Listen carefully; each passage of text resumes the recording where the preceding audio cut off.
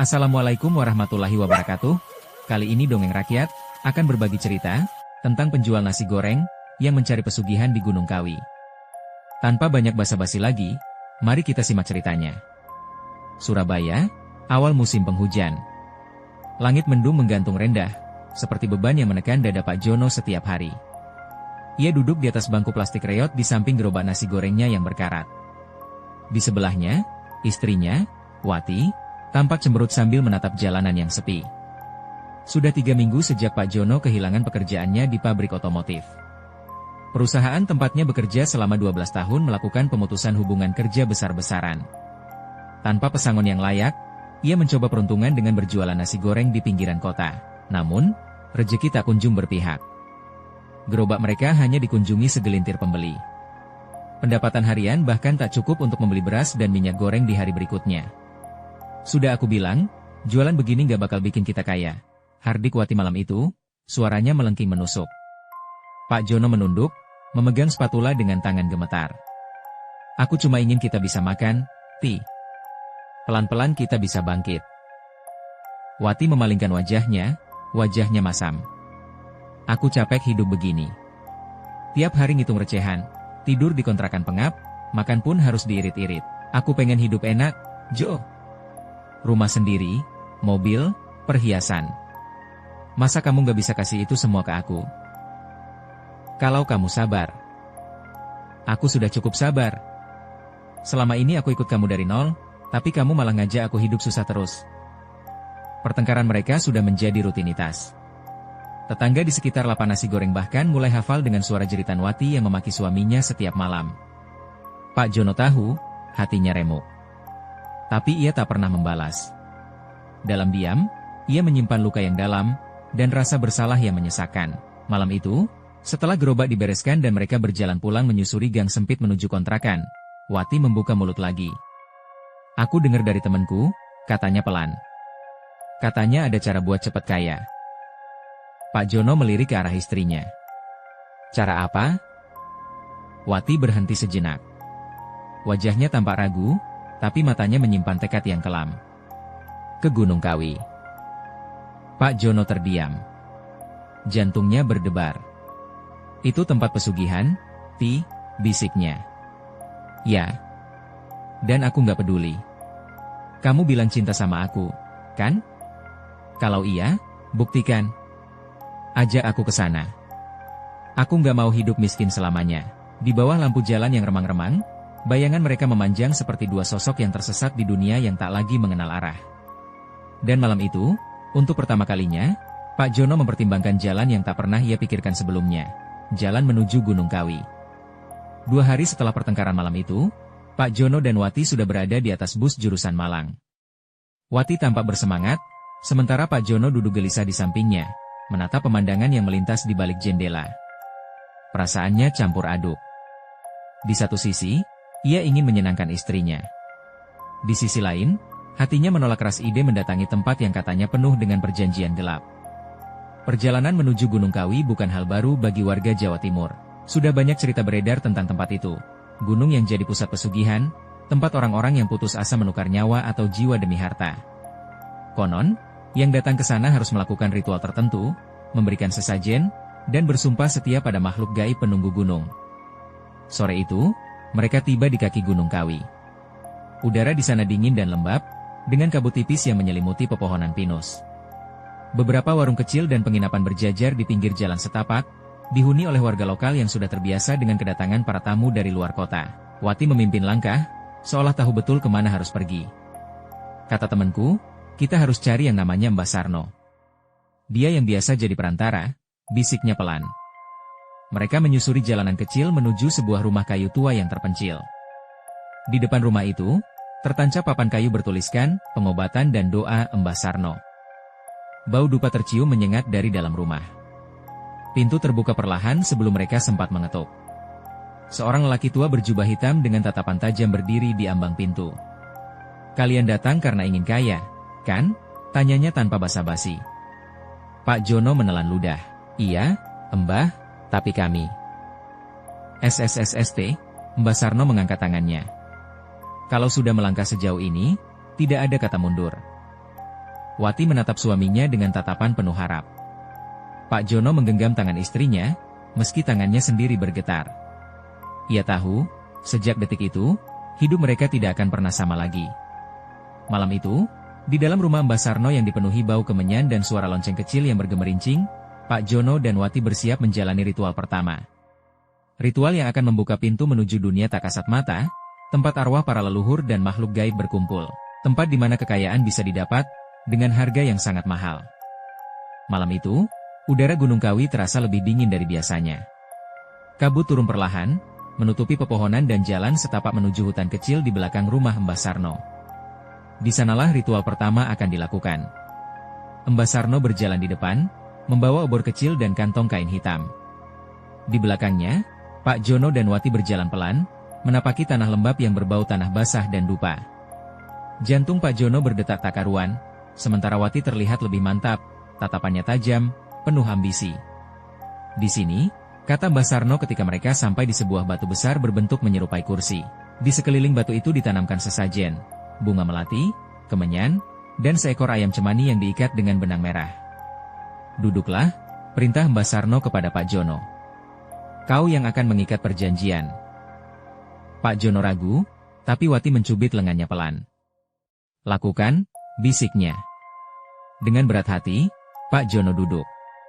Dupa dinyalakan, dan Mbah Sarno mulai merapalkan mantra dalam bahasa Jawa kuno. Suaranya dalam, bergetar seperti gema yang berasal dari perut bumi. Semakin lama, angin mulai berhembus aneh, berdesir panas dingin, disertai bisikan tak jelas yang mengelilingi mereka. Ayam cemani itu tiba-tiba berkokok keras dan menggelepar. Mbah Sarno menghunus keris kecil dari balik jubahnya dan menyayat leher ayam itu dengan satu gerakan cepat. Darahnya ditampung di dalam mangkuk tanah liat, lalu disiramkan ke kaki batu tempat Pak Jono duduk. Panggil namamu, perintah Mbah Sarno. Pak Jono gemetar. Jono, dan ucapkan keinginanmu. Aku ingin hidup berkecukupan.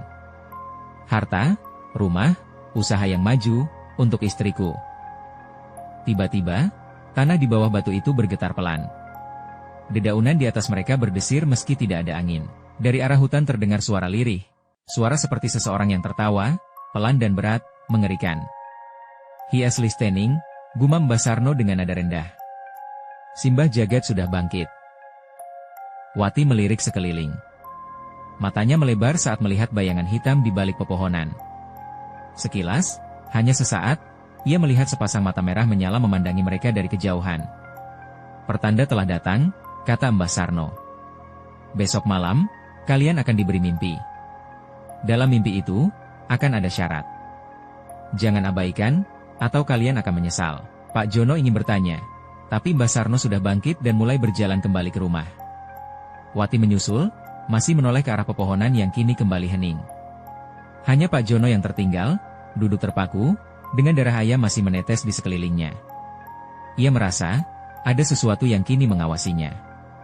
Sesuatu yang tak lagi berasal dari dunia manusia. Sejarah kelam Gunung Kawi.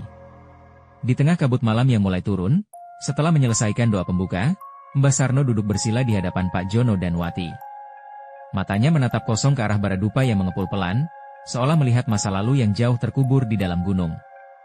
Kalian harus tahu, Gunung Kawi bukan sembarang tempat, katanya lirih. Tempat ini sudah menyimpan rahasia kelam sejak zaman kolonial dulu.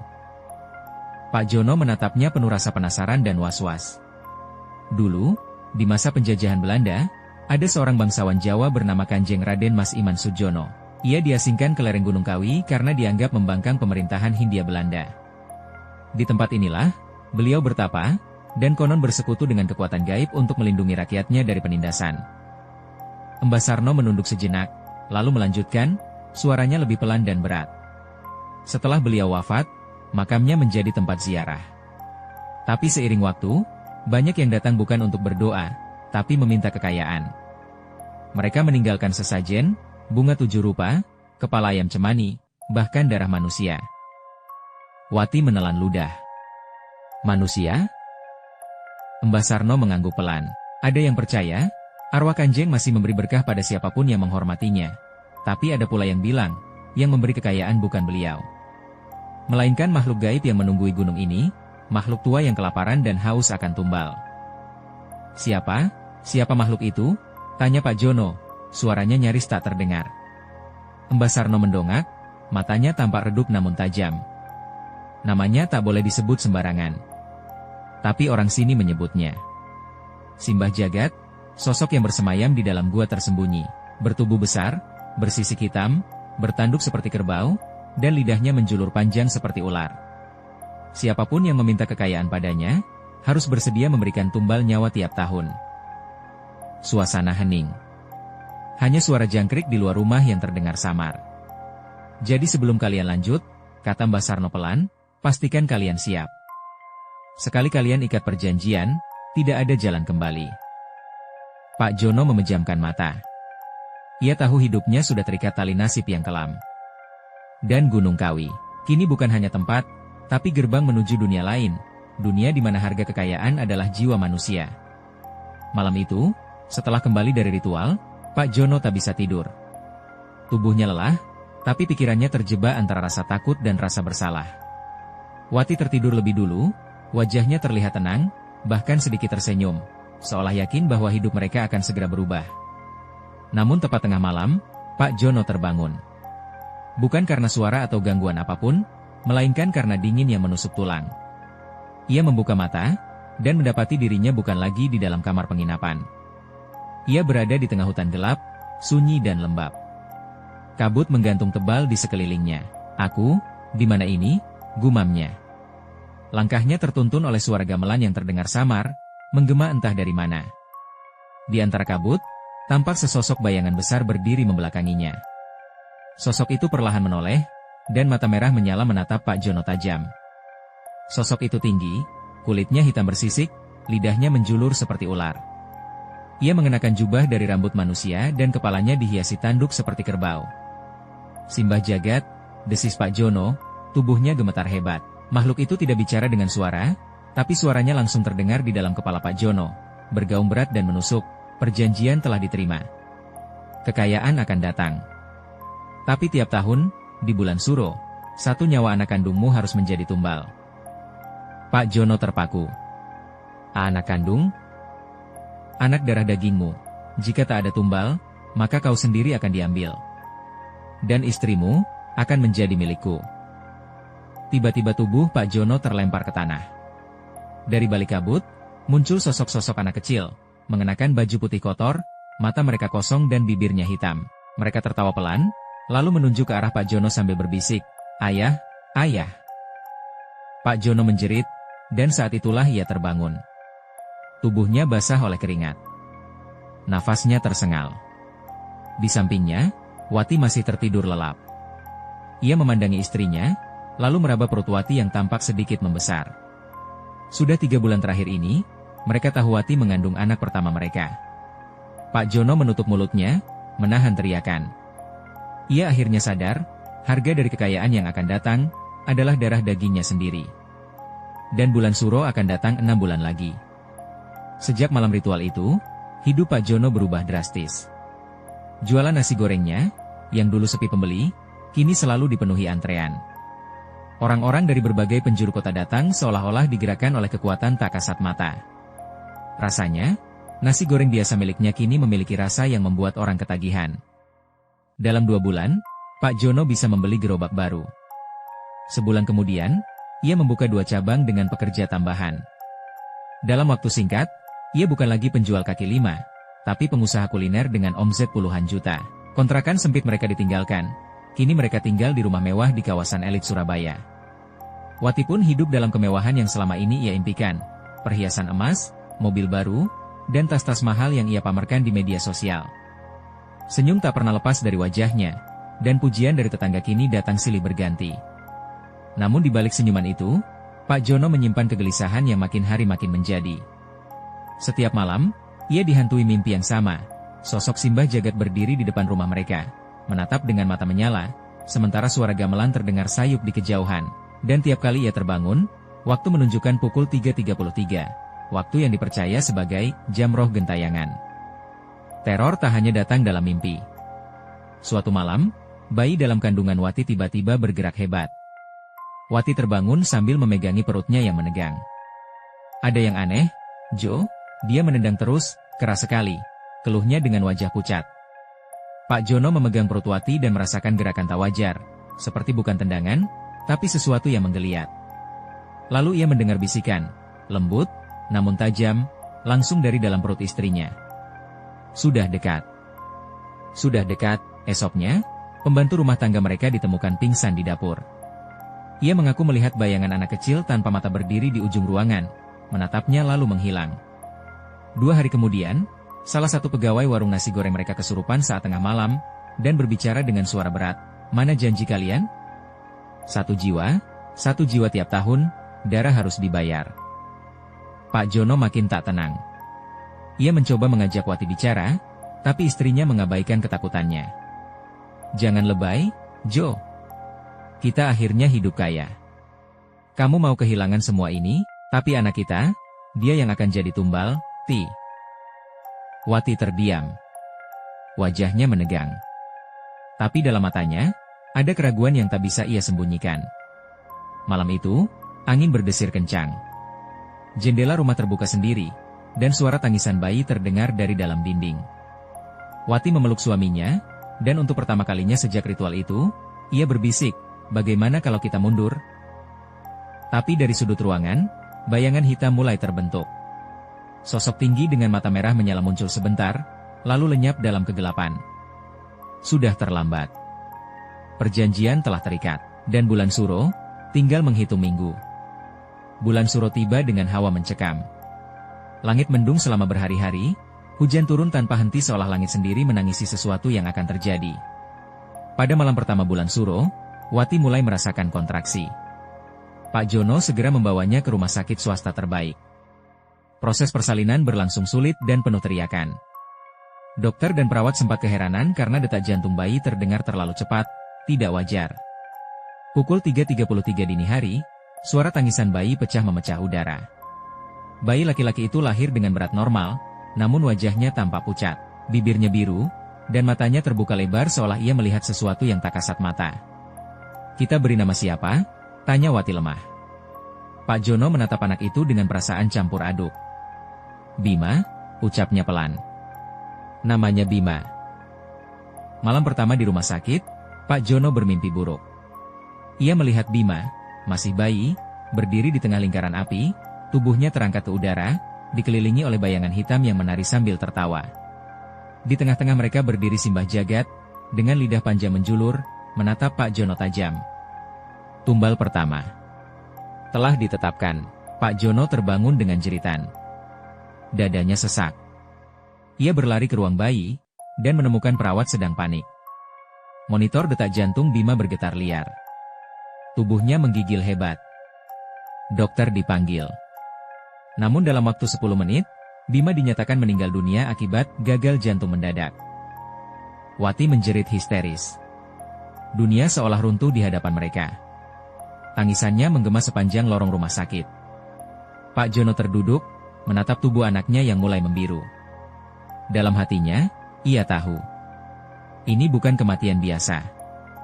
Ini adalah pembayaran. Malam harinya, di rumah duka, peti kecil berisi jasad Bima disemayamkan.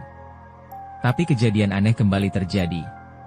Lampu berkedip, lilin padam sendiri, dan tangisan bayi terdengar dari pojok ruangan.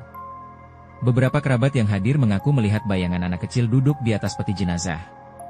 Seorang nenek tua mendekati Pak Jono dan berbisik, "Kalian ikut pesugihan Gunung Kawi ya?"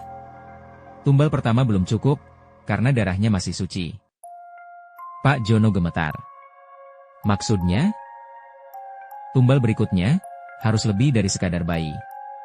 Dia harus tumbuh. Harus merasa dunia, baru dipersembahkan. Dan malam itu, di antara aroma bunga kematian, Pak Jono sadar, tumbal ini akan terus menuntut darah, selama kekayaan terus mengalir. 7 hari setelah kematian Bima, suasana rumah Pak Jono tidak pernah benar-benar tenang. Wati jatuh ke dalam depresi berat, sering melamun dan bicara sendiri. Kadang ia terdengar menyanyikan lagu Nina Bobo di tengah malam, seolah sedang menimang bayinya yang sudah tiada. Pak Jono mencoba mengurus usaha seperti biasa, tapi hal-hal aneh mulai terjadi. Salah satu cabang warungnya terbakar tanpa sebab. Seorang karyawan meninggal karena tersetrum saat memasak, dan beberapa pelanggan mengeluh melihat sosok hitam duduk di pojokan warung. Kekayaan masih mengalir, tapi kini semuanya terasa berdarah. Dalam keputusasaan, Pak Jono mengunjungi makam Bima. Ia menangis, menyesal, dan untuk pertama kalinya, berdoa agar bisa keluar dari perjanjian itu. Di sanalah, seseorang menepuk pundaknya dari belakang. Seorang pria berjubah putih, berkopiah, dengan wajah teduh namun tegas. Sorot matanya tajam, seperti bisa menembus isi hati. "Panjenengan Jono?" tanyanya. Pak Jono mengangguk, heran. "Saya Gara. Ustadz Gara. Saya sudah lama mengamati energi kelam yang menyelimuti rumah dan usaha Anda." Pak Jono terdiam. Hatinya merasa campur aduk, antara takut, berharap, dan malu. Ustadz Gara duduk bersila di dekat makam. Pesugihan Gunung Kawi bukan perkara main-main. Itu perjanjian jiwa. Tapi bukan berarti tidak bisa diputus. Pak Jono menunduk. Saya tak tahu harus bagaimana. Anakku, sudah jadi korban. Istri saya, hampir gila. Saya ingin semuanya kembali seperti dulu. Ustadz Gara menghela napas. Memutus perjanjian dengan Simbah Jagat tak semudah membalik telapak tangan. Ia bukan sekadar jin. Ia adalah raja dari alam gaib yang haus darah manusia. Dan sekarang, ia menginginkan tumbal kedua. Pak Jono menegang. Tumbal kedua? Ustadz Gara menatap langsung ke matanya. Iya. Karena tumbal pertama belum cukup. Kau harus segera bertobat, dan ikut aku ke Gunung Kawi. Kita akan hadapi dia, sebelum bulan Suro berakhir. Kalau tidak, istrimu yang akan diambil. Langit mendung ketika Pak Jono dan Ustadz Gara memulai perjalanan kembali ke Gunung Kawi. Sepanjang jalan, Wati tidak diajak. Ustadz Gara khawatir kehadirannya bisa membangkitkan amarah makhluk halus yang telah mengincarnya. Wati kini hanya diam dan duduk termenung di rumah, menatap kosong ke dinding, sesekali menggumam dengan suara bayi yang tak terdengar jelas. Kita tak punya banyak waktu, ujar Ustadz Gara sambil memutar tasbihnya. Bulan Suro hanya tinggal 3 hari.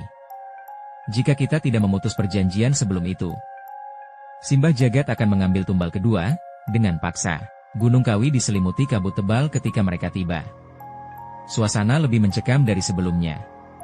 Aroma dupa dan kemenyan seperti tertahan di udara, menggantung berat dan memuakan. Namun kini, mereka tak datang untuk meminta, melainkan untuk mengakhiri. Di depan batu persembahan tempat Pak Jono dulu duduk, Ustadz Gara menancapkan tongkat kayu cendana yang dipenuhi Raja Arab, lalu mulai membaca ayat-ayat suci dengan suara lantang dan tajam. Langit bergemuruh. Batu itu retak perlahan, dan dari dalam tanah muncul kepulan asap hitam pekat. Bau amis menyengat, dan dari balik kabut, Simbah Jagat menampakkan diri. Tinggi, mengerikan, kulitnya bersisik legam. Matanya menyala merah darah. Kali ini ia tidak hanya diam. Suaranya menggema keras seperti suara petir. "Berani kau cabut perjanjian yang sudah diikat dengan darah?" Pak Jono gemetar, tapi berdiri tegak di samping Ustadz Gara. "Aku tak mau lagi. Ambil semua kekayaanmu. Ambil semuanya. Tapi kembalikan anakku, bebaskan keluargaku." Simbah Jagat tertawa, suara tawa yang membuat dedaunan gugur dan burung-burung terbang ketakutan. "Darah sudah tumpah, manusia serakah. Jiwa sudah kubeli. Jika kau ingin bebas, ganti dengan jiwamu." Tiba-tiba, tanah bergetar. Dari belakang Simbah Jagat, muncul bayangan Bima, masih bayi, menangis, tapi tubuhnya digelayuti makhluk-makhluk kecil berbentuk manusia dengan wajah rusak, berbisik-bisik, "Ayah, tolong." Pak Jono menangis. Ia hendak berlari, tapi Ustadz Gara menghentikannya. "Jangan. Itu ilusi iblis." Ustadz Gara kemudian menancapkan tongkatnya lebih dalam ke tanah, dan mulai membaca surat Al-Ikhlas, Al-Falah, dan An-Naas berulang-ulang. Lingkaran cahaya mulai muncul dari tanah, membentuk perisai di sekitar mereka. A'udzu billahi minasy syaithanir rajim. Aku berlindung kepada Allah dari godaan syaitan yang terkutuk. Bismillahirrahmanirrahim. Dengan nama Allah yang Maha Pengasih, Maha Penyayang. Alhamdulillahi Rabbil Alamin. Segala puji bagi Allah, Tuhan seluruh alam, Ar-Rahmanir Rahim, yang Maha Pengasih, Maha Penyayang, Maliki Yawmiddin, pemilik Hari Pembalasan. Iyyaka na'budu wa iyyaka nasta'in. Hanya kepada Engkaulah kami menyembah, dan hanya kepada Engkaulah kami mohon pertolongan. Ihdinas siratal mustaqim. Tunjukilah kami jalan yang lurus. Siratal ladzina an'amta 'alaihim ghairil maghdubi 'alaihim waladdallin.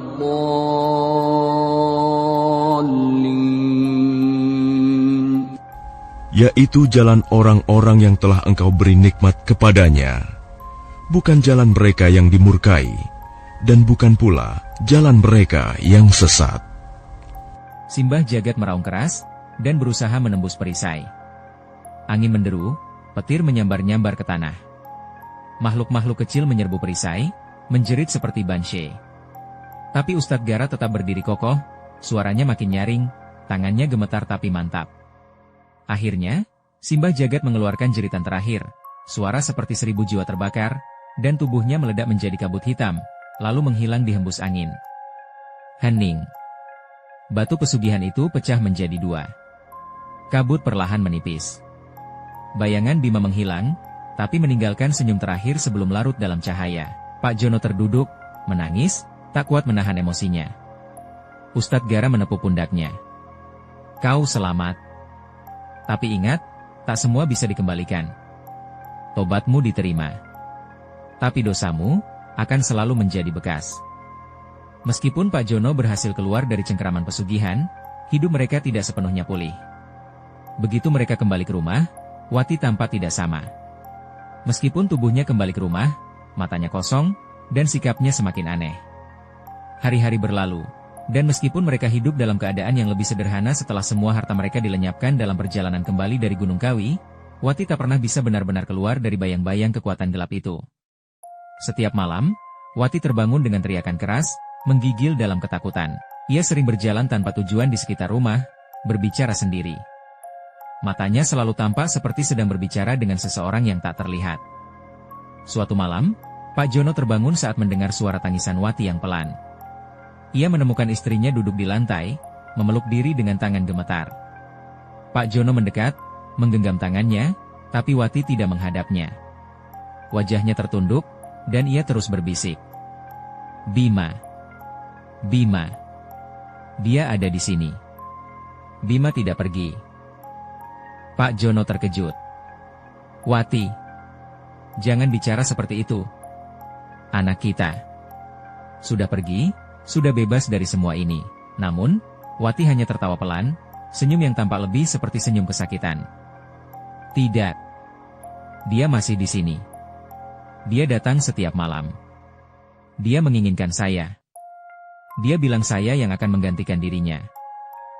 Pak Jono memegangi kepala Wati, berusaha menenangkan. Wati, jangan seperti ini. Kita sudah selamat. Kita bisa mulai hidup baru. Ini hanya pengaruh dari pesugihan itu. Tapi Wati menoleh, matanya kini terlihat merah dan kosong, seperti seseorang yang terjajah oleh sesuatu yang lebih gelap. Aku tidak bisa keluar dari sini, Jo. Aku merasa dia ada di dalam tubuhku. Rasanya, dia tak akan pernah pergi. Pak Jono merasa ada sesuatu yang salah. Ini bukan sekadar trauma akibat kehilangan anak, ini lebih dari itu. Ada pengaruh gaib yang tidak bisa ia pahami, yang kini merasuki jiwa istrinya. Malam berikutnya, Wati menolak tidur di kamar mereka. Ia memilih duduk di ruang tamu, menatap kosong ke jendela. Pak Jono yang khawatir mulai mencari cara agar Wati bisa sembuh dari pengaruh tersebut. Ia memutuskan untuk menemui Ustadz Gara lagi, berharap ada solusi. Ustadz Gara yang sudah mendengar tentang kondisi Wati, datang ke rumah mereka beberapa hari kemudian. Ia membawa beberapa perlengkapan untuk pengobatan ruqyah, dan langsung memulai proses penyembuhan. Wati telah terikat dengan kekuatan gelap itu, lebih dalam dari yang kau kira, jelas Ustadz Gara. sambil membaca ayat-ayat suci dengan suara lantang. Pesugihan itu tidak hanya mengambil darah, tetapi juga jiwa yang bersedia menyerahkan diri sepenuhnya. Perjanjian yang kau buat dengan Simbah Jagat bukan hanya tentang harta, tapi tentang tubuh dan jiwa yang telah dikorbankan. Selama proses ruqyah, Wati tampak gelisah. Ia sering menggigil, dan kadang berbicara dengan suara yang bukan miliknya. Aku tak ingin pergi. Aku tak ingin pergi darinya. Dia adalah darahku. Aku akan menjadi miliknya selamanya. Pak Jono hampir menangis melihat istrinya yang sudah berubah begitu. Ustadz Gara terus melantunkan doa, dan setelah beberapa lama, tubuh Wati akhirnya mulai tenang. Namun, pandangannya masih kosong. Ada sisa-sisa ikatan kuat yang belum bisa dilepaskan, kata Ustadz Gara setelah selesai. Dia sudah terlalu dalam terjerat. Wati harus menjalani pengobatan lebih lama untuk bisa benar-benar bebas. Tapi jangan khawatir, perjanjian sudah putus. Hanya saja, jiwa Wati membutuhkan waktu untuk pulih. Pak Jono merasa lega, meskipun perasaan takut tetap menghantuinya. Ia tahu perjalanan ini belum selesai. Teror dari masa lalu masih membekas, dan mereka harus berjuang untuk menemukan kedamaian. Wati pun harus berjuang untuk menyembuhkan dirinya sendiri dari luka batin yang lebih dalam, luka yang ditinggalkan oleh kekuatan gelap yang telah menguasainya. Setelah beberapa minggu perawatan, Wati tampak sedikit pulih. Ia tidak lagi terjaga setiap malam dengan teriakan atau berkeliling rumah dengan mata kosong. Namun, meskipun tubuhnya sudah lebih sehat, ada sesuatu yang tak bisa dihindari. Jiwa Wati masih terperangkap dalam bayang-bayang masa lalu, terjerat dalam kenangan dan ketakutan yang terus mengganggu pikiran dan perasaannya. Pak Jono merasa cemas, karena meskipun istrinya tampak baik-baik saja di luar, dalam hatinya, ia tahu Wati masih berjuang melawan sesuatu yang lebih kuat dari dirinya. Pada suatu malam yang tenang, Wati duduk di teras rumah, memandang langit malam yang berbintang. Angin sepoi-sepoi menyentuh wajahnya, dan ia menarik napas dalam-dalam. Pak Jono yang sedang mengatur meja makan di dalam rumah, melihat keluar jendela dan mendapati istrinya terlihat terdiam lama. Ia menghampiri Wati dengan perlahan. "Wati?" Pak Jono memanggilnya pelan. Wati menoleh, dan untuk pertama kalinya dalam beberapa waktu, Pak Jono melihat kedamaian di wajahnya. "Aku merasa sedikit lebih baik, Jo," jawab Wati dengan suara lembut. "Tapi, ada sesuatu yang belum bisa aku lepaskan." Pak Jono duduk di sampingnya. "Apa itu?" Wati menunduk, jarinya memainkan ranting pohon yang ada di samping mereka. "Aku masih merasa, seperti ada sesuatu yang terus mengikuti. Ada suara yang kadang aku dengar. Suara bayi." "Bima?" Pak Jono menggenggam tangannya. "Jangan khawatir, sayang. Itu hanya ilusi dari masa lalu. Kita sudah keluar dari semua itu. Jangan biarkan bayangan itu menguasaimu." Namun, Wati menggelengkan kepala. "Tidak, Jo. Aku tahu itu bukan hanya ilusi. Terkadang aku merasa, ada bagian dari diriku yang masih terikat. Bagian yang tidak bisa aku lepaskan." Pak Jono terdiam, menyadari bahwa meskipun mereka telah mengalahkan Simbah Jagat dan keluar dari perjanjian pesugihan, dampak dari ritual itu masih mengikat istrinya. Jiwa Wati belum benar-benar bebas, sesuatu masih tersisa di dalam dirinya, sesuatu yang sulit diungkapkan dengan kata-kata. "Ustadz Gara bilang kita harus sabar. Penyembuhan ini tidak bisa cepat," kata Pak Jono, mencoba memberi penghiburan. "Kita akan melalui ini bersama." Wati menatapnya, mata yang penuh keputusasaan namun juga penuh harapan. "Tapi bagaimana jika aku tidak bisa sepenuhnya sembuh, Jo? Bagaimana jika aku selalu teringat pada Bima, pada harga yang harus dibayar? Bagaimana jika aku tidak bisa melepaskannya?" Pak Jono menarik napas dalam-dalam. Ia memandang langit yang malam itu seolah lebih gelap dari biasanya. "Kita sudah membayar harga yang sangat mahal. Tapi itu sudah lewat, Wati. Kita tidak bisa mengubah apa yang sudah terjadi. Kita hanya bisa memperbaiki diri kita, dan menjalani hidup dengan cara yang benar. Kau tidak sendiri dalam perjuangan ini." Wati menatapnya dengan mata penuh air mata. "Aku takut, Jo. Takut kalau aku tidak bisa kembali seperti dulu." Pak Jono memeluknya, mencoba memberi kekuatan yang tak bisa ia ungkapkan dengan kata-kata. "Kita akan jalani semuanya bersama, Wati. Tak peduli apapun yang terjadi, aku akan selalu ada di sisimu. Kita akan mulai hidup baru, pelan-pelan." Malam itu, Meskipun ada ketakutan yang masih mengganggu hati mereka, ada sedikit harapan yang kembali menyinari. Wati tahu, meskipun penyembuhan jiwa adalah perjalanan panjang, ia tak lagi harus menanggungnya sendirian. Namun, meskipun mereka berusaha melangkah ke depan, bayang-bayang masa lalu masih mengintai di setiap sudut rumah mereka. Dan setiap malam, di saat sunyi, terkadang Wati mendengar suara lirih, seperti bisikan angin, yang memanggil namanya, Wati. Aku tidak akan pernah pergi. Meskipun telah berbulan-bulan menjalani proses penyembuhan, Wati tak pernah benar-benar bebas dari cengkeraman gelap yang menyelimuti jiwanya. Terkadang ia bisa tertidur nyenyak, menikmati malam-malam yang tenang, tapi tak jarang ia terbangun dengan teriakan, ketakutan yang tak bisa ia kendalikan. Beberapa kali, Wati terjatuh sakit, tubuhnya semakin lemah, dan Pak Jono merasa ada sesuatu yang tidak beres, meskipun ia berusaha untuk tetap percaya pada proses penyembuhan yang dijalani. Hari demi hari, kondisi Wati semakin memburuk. Ia semakin terisolasi, seringkali hanya duduk dalam diam, menatap jauh keluar jendela, seolah mencari jawaban yang tidak pernah datang. Pak Jono yang semakin cemas, kembali menghubungi Ustadz Gara, berharap ada cara lain untuk menyelamatkan istrinya. Namun, saat Ustadz Gara tiba, ia sudah terlambat. Wati terbaring lemah, kulitnya pucat, dan matanya kosong, seperti tak lagi mengenali dunia sekitarnya. Ustadz Gara menunduk, memeriksa keadaan Wati dengan hati-hati. Sudah waktunya, Jono, ujar Ustadz Gara dengan suara pelan. Pesugihan itu telah mengambil lebih dari yang bisa kita bayangkan. Bukan hanya harta dan darah, tetapi jiwa Wati telah terlilit terlalu lama. Penyembuhan yang ia butuhkan lebih dari sekadar doa dan ruqyah. Ini adalah perjalanan yang harus ditempuh oleh jiwa yang sudah terperosok jauh. Pak Jono terduduk di samping tempat tidur, menahan tangis yang sudah lama ia pendam. Ia menyesali semua yang telah terjadi, dan kini, terpaksa harus menerima kenyataan bahwa Wati tidak bisa diselamatkan. Aku yang membawa Wati ke dalam kesesatan ini, Ustadz. Aku yang memutuskan untuk mencari kekayaan dengan cara yang salah.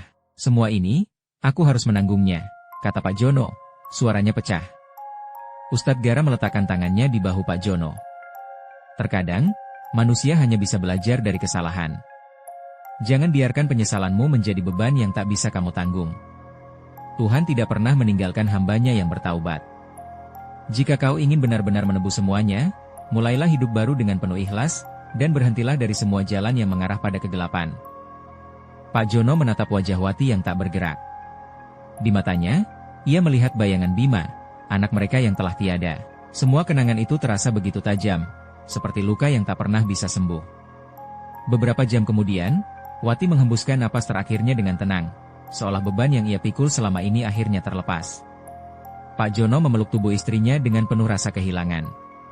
Ia tahu, ia tidak akan pernah bisa mengubah apa yang telah terjadi, namun ia berjanji dalam hati bahwa ia akan hidup dengan cara yang benar, tidak lagi terjerat oleh pesugihan atau kekayaan yang dibangun dengan darah. Pak Jono memutuskan untuk meninggalkan segala kekayaan yang pernah ia dapatkan. Ia menjual seluruh warung dan harta yang mereka miliki, dan kembali menjalani hidup yang sederhana, jauh dari godaan dunia yang pernah menjeratnya. Ia mulai bekerja di sebuah lembaga sosial, membantu orang-orang yang membutuhkan, dan berbagi pengetahuan tentang bahaya pesugihan dan ilmu hitam. Setiap kali ia menatap langit malam yang penuh bintang, ia merasa seperti ada yang mengawasi, seperti ada seseorang yang selalu menemani, meskipun Wati sudah tiada. Ia merasa damai, meskipun luka di hatinya tetap ada. Pada suatu malam, ketika Pak Jono duduk sendirian di teras rumah barunya yang sederhana, Ustadz Gara datang mengunjunginya. Mereka duduk bersama, berbicara tentang perjalanan hidup, tentang kesalahan, penebusan, dan harapan. Pak Jono, ingatlah, hidup ini bukan tentang mencari kekayaan atau kekuasaan. Itu hanyalah godaan yang menipu. Yang penting adalah bagaimana kita memperbaiki diri, bertaubat, dan terus berbuat baik.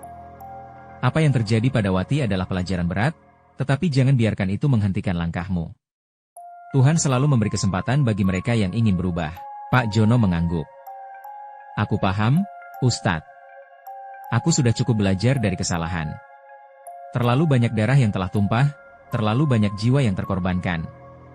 Aku akan menebus semuanya, meskipun aku tahu aku tak bisa mengembalikan semuanya. Ustadz Gara tersenyum, itulah jalan hidup. Kita semua belajar dari kesalahan. Tapi yang terpenting, kita bangkit lagi dan terus melangkah ke depan. Malam itu, Pak Jono merasa sebuah kedamaian yang tak pernah ia rasakan sebelumnya. Ia tahu, meskipun Wati sudah tiada, ia akan terus mengenangnya dan memperbaiki kehidupannya, agar bisa menebus dosa-dosanya di masa lalu.